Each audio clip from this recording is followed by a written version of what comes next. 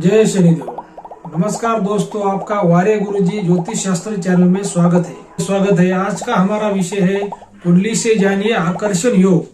आकर्षण योग के बारे में आज हम चर्चा करने वाले, विश्लेषण करने वाले। अगर आपने चैनल को सब्सक्राइब नहीं किया तो पहले चैनल को जरूर सब्सक्राइब करिए, बेल आइकन को दबाइए, लाइक करिए, शेयर करिए। क्या है कि दोस्तों, जो जानकारी आपको हमारे चैनल से मिलती है ऐसी जानकारी आपको कहीं भी नहीं मिलेगी। क्यों नहीं मिलेगी? क्योंकि हमारे पास अस्तरे का शास्त्र है, इंद्रजाल विद्या है, ज्योतिष शास्त्र है, और जो दूसरे पंडित है उनके पास सिर्फ ज्योतिष शास्त्र है। इसी वजह से मैं कहता हूं कि जो जानकारी आपको हमारे चैनल से मिलती है वो दूसरे चैनल पर नहीं मिलेगी। तो हमारे चैनल को सब्सक्राइब जरूर करिए, ये आपसे मेरी विनती है। तो जो आज का हमारा विषय आकर्षण योग, कुंडली से कैसे जानने का आकर्षण योग। क्या है ना कि दोस्तों, आकर्षण अभी इस कलयुग में ये जो चल रहा है ये कलयुग है। इस कलयुग में हर व्यक्ति को लगता है कि मैं सुंदर दिखूं, और हर व्यक्ति सुंदर दिखने के लिए अपने बॉडी पर बहुत पैसों का खर्च करता है, चाहे वो पुरुष हो चाहे वो स्त्री हो। नए नए कपड़े खरीदता है, नए नए दागिने, जो वस्त्र होते, दागिने होते, या कोई मेकअप का सामान होता है वो लोग खरीदते, चाहे वो स्त्री हो चाहे वो पुरुष हो।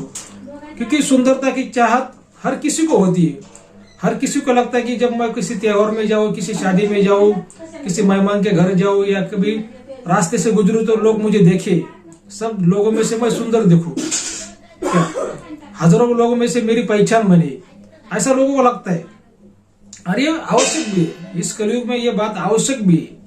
लेकिन आज मैं जिस योग के बारे में आपको बताने जा रहा हूं, अगर कुंडली में उस व्यक्ति का ऐसा योग होता है तो उसको कोई नए कपड़े पहनने की भी जरूरत नहीं होती, कोई दागिने पहनने की उसको जरूरत नहीं होती, या कुछ वो मेकअप का सामान उसको मेकअप करने की भी जरूरत नहीं होती। वो मतलब भगवान खुद उसको ऐसी बॉडी देता है कि वो सबसे ज्यादा हजारों में से वो एक व्यक्ति सुंदर होता है, क्या लाखों में से वो एक व्यक्ति सुंदर होता है, और लोग उसे देखते ही रहते हैं। लेकिन क्या है ना, कुछ लोग ऐसे इतने ईमानदार होते, इतने वफादार होते कि वो जब रास्ते से गुजरते वो आजू बाजू देखते भी नहीं, वो सिर्फ अपने अपने काम में चलते, अपने वो मग्न होते, अपने ध्यान में वो मग्न होते।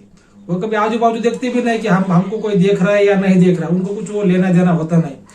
लेकिन उनके कुंडली में ऐसा योग होता है कभी कभी कि उनको लोग देखते रहते, लेकिन वो अभी आपके कुंडली में ऐसा योग है नहीं है, उसको कुंडली बनाना बहुत जरूरी है, तभी आपको पता चलेगा। बिना कुंडली के आपको क्या पता चलेगा कि आपकी कुंडली में कैसा योग है, कैसा योग नहीं है।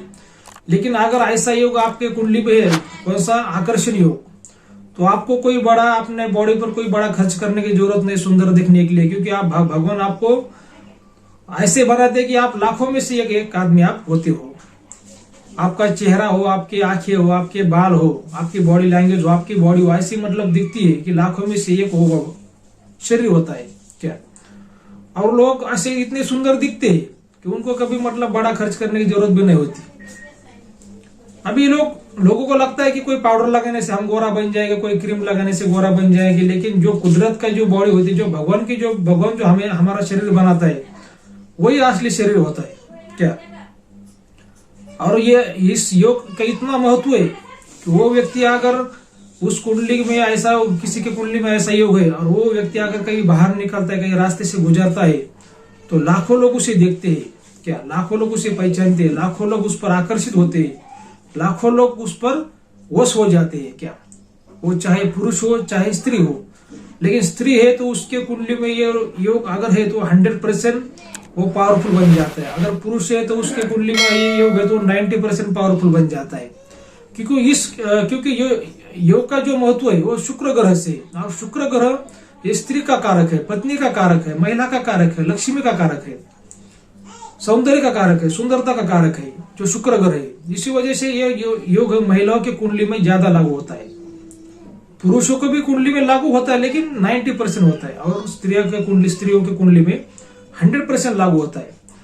लेकिन मेरा यही कहना है कि मान लीजिए कि आपने कुंडली बनवाई, आपके पास कुंडली बनी हुई है, और ये योग के बारे में आपको पता चल गया, तो इसका दुरुपयोग आप कभी नहीं करने का। इसका अच्छा उपयोग करिए, लोगों के भलाई के करिए, क्या कभी आपके खुद के स्वार्थ के लिए या किसी को धोखा देने के लिए इसका उपयोग नहीं करने का। हाँ, किसी का अच्छा होता है, किसी का भला होता है तो आप इसका उपयोग आप कर सकते हो। लेकिन जो हमारी जानकारी है सही है, 100% सही है, इसमें कुछ भी गलत नहीं है, क्या। अगर ऐसा आपके कुंडली में योग है तो आप सबसे सुंदर आप दिखेगी। महिला हो तो सबसे आप सुंदर दिखेगी, अगर पुरुष है तो आप सबसे सुंदर दिखोगे। क्या ये कंफर्म है, ये 100% कंफर्म है। तो ये योग कैसे बनता है और ये बनेगा बन रहा है ये कुंडली से कैसे जानने का? तो जो लग्न होता है, क्या जो कुंडली का लग्न यानी पहला भाव, तो लग्न में अगर शुक्र है या चंद्र शुक्र होती है क्या, और जो शुक्र लग्न में बैठना चाहिए, और मान लीजिए कि आपके कुंडली में शुक्र लग्न में है, लेकिन वो शुक्र की डिग्री भी देखना बहुत जरूरी है। उसकी डिग्री वो युवा अवस्था की होनी चाहिए, 12 से 18 के बीच में उसकी डिग्री होनी चाहिए। और वो जो शुक्र ग्रह हो, अगर कुंडली का कारक ग्रह होकर वह लग्न में बैठा है या त्रिकोण या केंद्र भाव का स्वामी होकर लग्न में बैठा है, तो 100% आकर्षण योग माना जाएगा। या शुक्र उस लग्न का कारक ग्रह नहीं है या त्रिकोण केंद्र का स्वामी नहीं है, फिर भी लग्न में बैठा है, तो वो आकर्षण योग माना जाएगा, लेकिन वो 60% या 50% वो आकर्षण योग माना जाएगा। क्या और चंद्र शुक्र की युति अगर लग्न में है और वो भी लग्न के वो कारक ग्रह है या या त्रिकोण के केंद्र के वो स्वामी है और वो आपके लग्न में बैठे, तो वो 100% वो आकर्षण योग माना जाता है।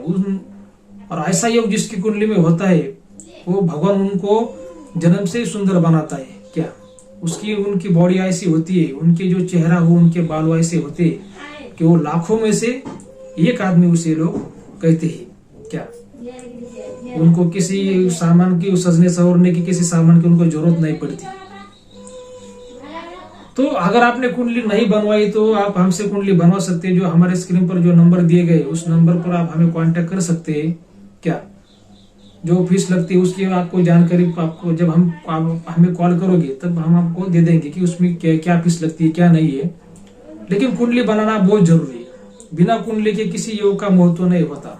क्या और ज्योतिष शास्त्र माध्यम ही यही है कि आपको आपका अच्छा दिन कब है, आपका बुरा दिन कब है, आपका अच्छा समय कब है, बुरा समय कब है, उसकी जानकारी आपको अगर कुंडली से मिलती है, ज्योतिष शास्त्र के माध्यम से मिलती है। इससे आप क्या कर सके, ज्यादा से ज्यादा आप उसका लाभ आप ले सकते हैं और जो आपका नुकसान हुआ आप वो कम से कम वो कर सकते हैं। क्या तो ठीक है, ये वीडियो आपको अगर अच्छा लगा तो हमारे चैनल को सब्सक्राइब जरूर करिए। धन्यवाद।